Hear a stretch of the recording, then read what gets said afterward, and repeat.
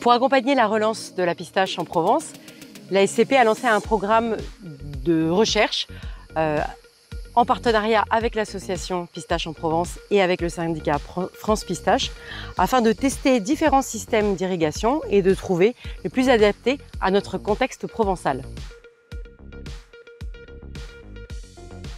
L'association Pistache en Provence a été créée il y a 3 ans à l'initiative de 3 personnes, donc 4 même. Olivier Bossan qui achetait 5-6 tonnes de pistaches en Californie, donc c'était pas top, et qui nous a dit « moi je voudrais qu'on relance la culture de la pistache en Provence ».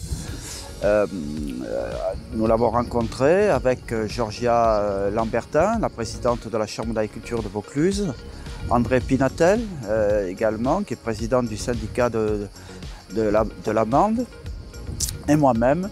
Et l'aventure est partie de là. Aujourd'hui, nous sommes 85 adhérents. Donc, la plupart sont des agriculteurs, mais aussi des transformateurs, des particuliers. On a même pâtissiers, voilà, qui sont intéressés par la culture de la pistache. Très rapidement, il nous a fallu trouver des partenaires. Voilà, et bien sûr, la Société des Canals de Provence elle était là et elle est là à nos côtés depuis le début de cette aventure. Nous conseille, nous assiste, fournit le matériel bien sûr, mais plus que ça. Il faut savoir que la France importe entre 10 à 15 000 tonnes de pistaches et n'en produit pas.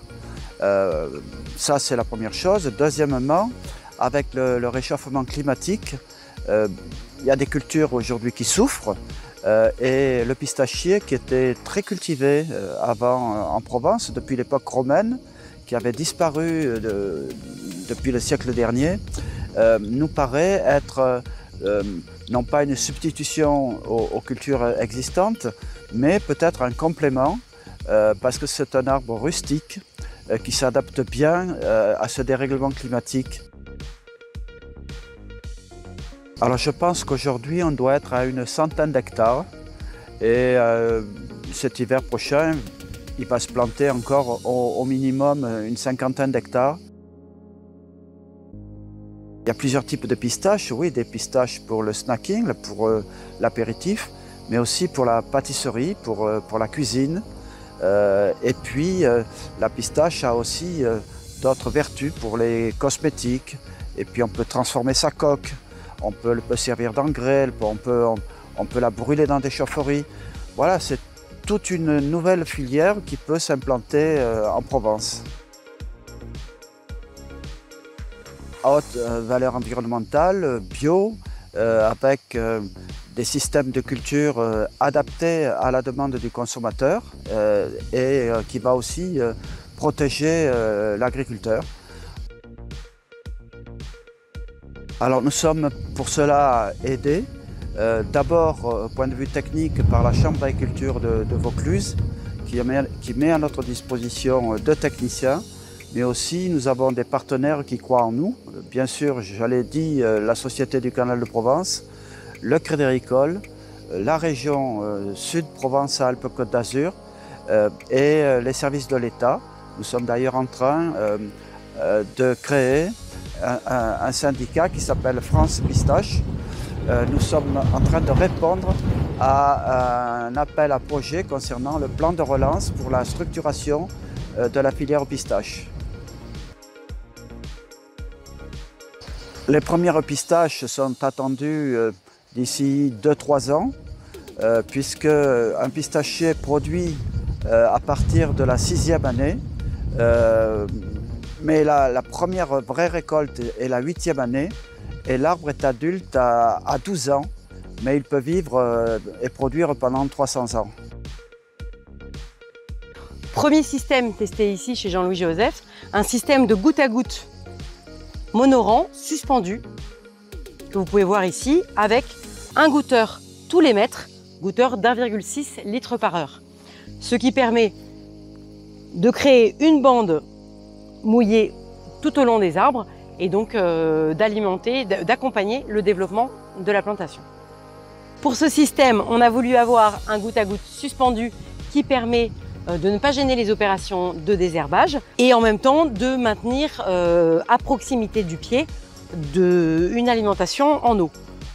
L'éventuel défaut de ce système, l'eau est très proche du tronc qui est très sensible à des excès d'eau et évidemment lors de la croissance des racines, quand l'arbre sera très développé, il faudra peut-être envisager installer une deuxième ligne. Deuxième système que nous testons dans le cadre de ce projet, le goutte à goutte, mais cette fois-ci enterré. Nous avons 2 rangées de goutte à goutte, une de ce côté de l'arbre, une autre de ce côté, enfouies à environ 30 cm de profondeur. Ce qui est très pratique, c'est qu'on n'est absolument plus gêné par les tuyaux pour le désherbage et le travail du sol superficiel. Évidemment, cela interdit d'avoir un travail du sol trop profond. Ce système de goutte à goutte permet d'avoir une diffusion plus large sur 2 rangées, donc une diffusion assez large de part et d'autre de l'arbre. La difficulté, c'est qu'on ne voit absolument pas l'eau. Donc sans dispositif de gestion ou de surveillance de la teneur en eau, on peut rapidement faire des erreurs. Donc c'est plutôt réservé à des gens qui ont l'habitude de pratiquer l'irrigation et l'habitude de se servir d'outils de pilotage, comme je vais vous montrer maintenant. Afin de comprendre les besoins en eau du pistachier, dans cette phase d'implantation de la culture et puis après quand on sera en production, nous avons installé des stations de mesure, donc station agrométéo pour suivre la pluviométrie, la température, l'eau dans le sol grâce à des tensiomètres implantés à différentes profondeurs et avec des répétitions, et un capteur sur la plante que je vais vous montrer. Ici, le dendromètre qui suit les micro-variations journalières du diamètre des branches et qui va être un très bon marqueur d'un éventuel stress hydrique pour le pistachier. Toutes ces mesures vont nous permettre de mieux quantifier les besoins en eau du pistachier, aussi bien sur les périodes qui sont vraiment critiques pour le développement de la plante, pour la valorisation de la production, connaître les fréquences, les quantités d'eau qu'il va falloir apporter. Comme on le sait, le pistachier est une plante désertique qui survit dans des conditions extrêmement arides. Pour autant, elle valorise très bien quelques apports d'eau au bon moment pour pouvoir garantir une production régulière au long des ans. Troisième système sur une plantation arbo, un système de goutte à goutte double rang posé sur le sol avec cette petite astuce proposée par un des producteurs de l'association qui permet en fait de facilement surélever le tuyau, et quand on vient désherber la parcelle avec les outils, on passe en dessous du tuyau et on est capable comme ça de travailler l'interrang sans abîmer notre tuyau de goutte à goutte. Donc c'est un système qui permet aussi de déplacer peut-être un peu plus facilement le tuyau au fur et à mesure de la croissance des arbres. Donc un système assez inventif qui séduira peut-être certains d'entre vous. Ce projet a été initié par la Société du Canal de Provence en lien avec l'association Pistache en Provence il y a 2 ans. Les premiers résultats sont intéressants et nous souhaitons les partager avec le plus grand nombre par différents moyens, des vidéos, des bulletins, des fiches techniques et nous l'espérons des rencontres sur les parcelles pour échanger avec vous.